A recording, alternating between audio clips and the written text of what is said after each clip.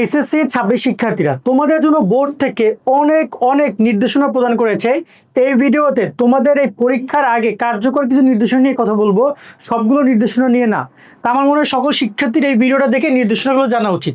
প্রথমে আসি তোমাদের হচ্ছে ক্যালকুলেটর নির্দেশনা নিয়ে। তোমরা এই কয়টা ক্যালকুলেটর ব্যবহার করতে পারবা: 82 ms, 100 ms, 570 ms, 991 ms, EX, ES, ES plus CW, এই 8টা ক্যালকুলেটর অনুমতি দিয়েছে।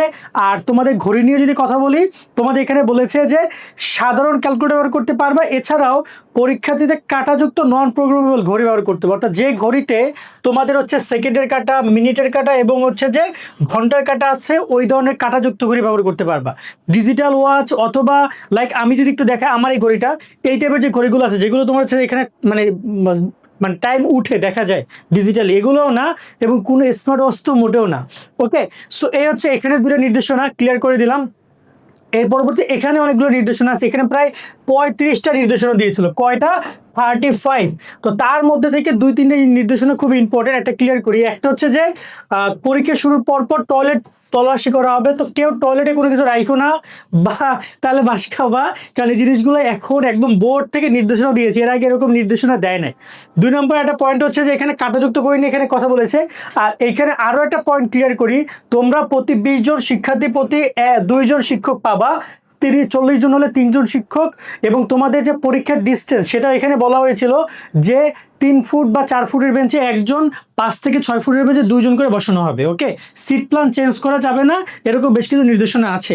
আর এইটা সবচেয়ে গুরুত্বপূর্ণ নির্দেশনাগুলোর মধ্যে একটা হচ্ছে এই পার্টটা, এখানে টাইম ম্যানেজমেন্টটা খুব বুঝে নিও, খুবই ইম্পর্টেন্ট একটা পয়েন্ট ক্লিয়ার করি।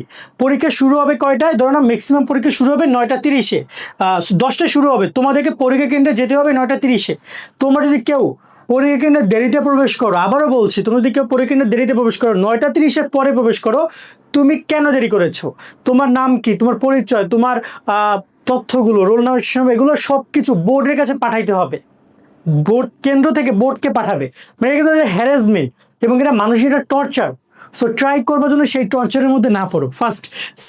সেকেন্ড বিষয়টা হচ্ছে যে তোমাদের এইখানে এই যে বাকি বিষয়গুলো তো রয়েছে, ওএমআর শিট 9টা 30-এর মধ্যে দিয়ে দিবে। তো খুবই দায়িত্বশীল আচরণ করবা।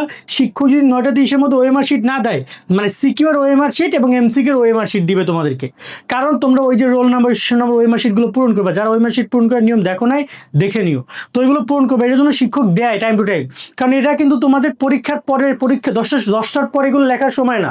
এগুলো 9টা 30-এ দিবে, 10টা দিবে তোমাদেরকে এমসিকিউ অ্যান্সার প্রশ্ন দিবে, 10টা 30-এ এমসিকিউ অ্যান্সার শিট নিয়ে যাবে আর সৃজনশীল প্রশ্ন দিবে। ওকে, আর 2টা পরীক্ষা একই টাইম লাইনে হবে। আর একটা গুরুত্বপূর্ণ পয়েন্ট আমি ক্লিয়ার করি, সেটা হচ্ছে যে তোমাদেরকে এখানে বলেছে যে প্রথমে বহু নির্বাচনী আছে, এখানে কোনো গুরুত্বপূর্ণ তেমন কিছু নাই। এবারে আমরা তোমার এখানে দেখতে চাই, এখানে সবচেয়ে গুরুত্বপূর্ণ পয়েন্ট হচ্ছে 7 নম্বর পয়েন্টটা, খুবই ইম্পর্টেন্ট। কি বলেছে? যে পরীক্ষার্থীকে তত্ত্বীয় মানে বুঝো তো, সৃজনশীল যে অংশ সেটাকে বলা হয়, বা রচনামূলক অংশকে বলা হয় তত্ত্বীয় অংশ। বহু নির্বাচনী অংশ এবং ব্যবহারিক অংশে প্রযোজ্যের ক্ষেত্রে পৃথকভাবে পাশ করতে হবে, পৃথকভাবে, অর্থাৎ তোমাদের পাস মার্ক হচ্ছে আলাদা। তাই দয়া করে সবাই পরীক্ষা শুরুর আগে বা প্রত্যেকটা পরীক্ষার আগে তোমরা এইটুকু জেনে যাবা কোন বিষয়ে কত মার্ক পেলে পাস। অন্তত পক্ষে A+ তুমি না পাও তাও চলবে, কিন্তু ফেল করলে চলবে না। তাই পাস মার্কটা মাথায় একদম ভিতরে আদায় মানে নিবা, যে আমার অন্তপক্ষে আর যাই করছে পাস মার্ক তুলতে হবে, বা পাস মার্কের থেকে অনেক বেশি তুলবো, যাতে পাসটা আমার নিশ্চিত হয়। এই পয়েন্টটা ক্লিয়ার করবা। তার সাথে আর তেমন কোনো এখানে খুব বেশি নির্দেশনা নাই। তবে তোমাদের আরেকটা ব্যাপার আমি ক্লিয়ার করতে চাই, তোমরা অবশ্যই কোনো প্রকার ভুল ত্রুটি করবে না, ওএমআর শিটে কোনো ভুল করবে না, মার্জিনে কোনো ভুল করবে না, রুল দিয়ে মার্জিন দিবা সবসময়ের জন্য, রুল মানে পেন্সিল ব্যবহার করবা, এবং তোমরা ট্রাই করবো একটা সুন্দর খাতা উপস্থাপন করার জন্য। তো এই বিষয়গুলো, নির্দেশনাগুলো মানবা। আশা করি সুন্দর পরীক্ষা দাও। তোমাদের সকলের জন্য দোয়া, শুভকামনা, ভালোবাসা রইলো। আজকের মতো এখানে বিদায় নিচ্ছি। সকলে ভালো থাকবা। আল্লাহ হাফেজ।